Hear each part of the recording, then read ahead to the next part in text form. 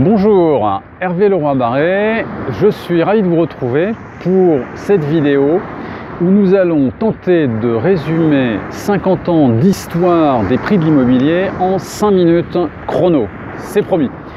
Alors pour cela, nous nous sommes délocalisés sur cette magnifique plage de l'Almanar pour tenter de rendre ce sujet un peu moins austère.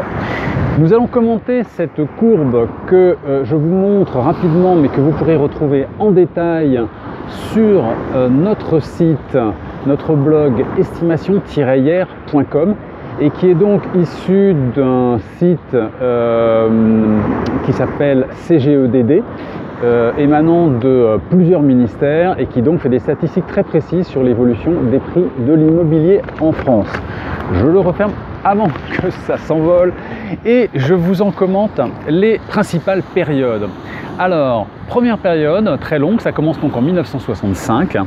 1965-1995, les cycles tranquilles.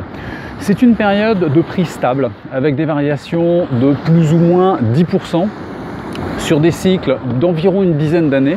Donc au final, un environnement assez rassurant, assez prévisible, cyclique, dans lequel on peut réaliser des prévisions, avoir des stratégies du type le bon moment pour acheter, le bon moment pour vendre. Et c'est un environnement qui a beaucoup marqué les esprits, même si aujourd'hui c'est évidemment un environnement qui est totalement périmé depuis une bonne vingtaine d'années. La période suivante, 1996-2007, je l'ai appelé le casino gagnant de l'immobilier.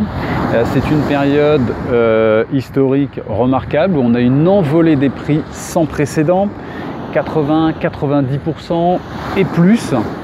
Donc des plus-values extrêmement rapides, extrêmement soutenues pour les propriétaires. Essentiellement dû à un environnement favorable, à la baisse des taux, on y reviendra, à l'allongement également de la durée des prêts jusqu'à 25 voire 30 ans pour les acquéreurs, ce qui augmente leur budget d'acquisition bien évidemment. L'idée qu'on a gardée de cette période, qui est assez vivace encore, c'est que l'immobilier, c'est un marché sur lequel on est toujours gagnant, où les prix montent au ciel, où on fait toujours des plus-values. Comme on le verra, évidemment, c'est loin d'être le cas et la période qui suit immédiatement va le démontrer très brutalement, puisque 2008-2009, c'est la période qu'on peut appeler la fin du monde ou la fin d'un certain monde, avec la crise des subprimes qui vient des États-Unis, une crise donc bancaire, qui devient une crise financière avec la faillite de plusieurs grandes banques, puis une crise économique qui se propage au monde réel, entre guillemets, et enfin une crise de confiance généralisée qui bien évidemment va affecter très fortement le marché de l'immobilier avec l'arrêt des transactions quasiment et donc une chute des prix extrêmement brutale. 2010-2012, c'est la convalescence avec un traitement de choc des banques centrales et des États, puisque les banques centrales, banques européennes, notamment Banque centrale européenne et la Fed, la Banque fédérale aux États-Unis, vont massivement injecter des liquidités sur les marchés financiers, faire tourner la planche à billets, comme on disait, et donc permettre aux transactions de repartir, aux banques de prêter à nouveau de l'argent aux acquéreurs, installer à nouveau un climat de confiance et permettre au prix de retrouver le chemin de la hausse et un niveau quasiment comparable au record historique de 2007.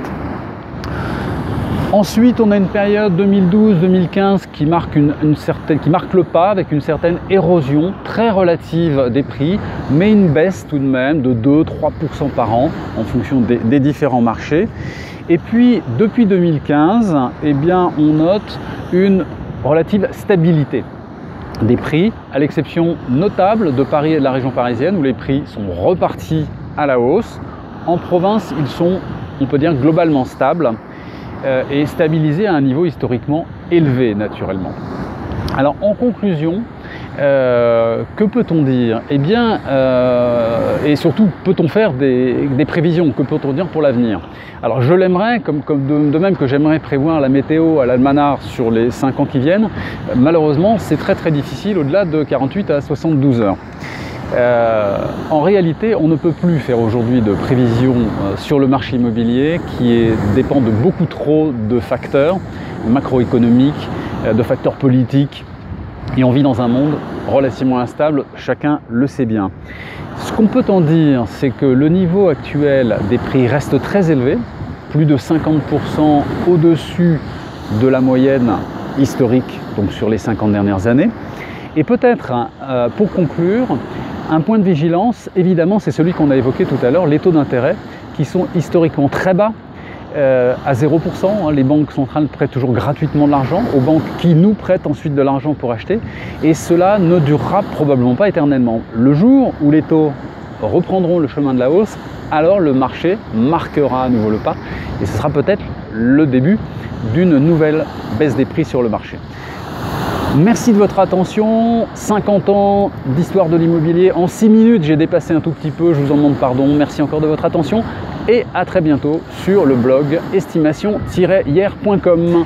À bientôt. Merci et bonne navigation sur le marché immobilier. Au revoir.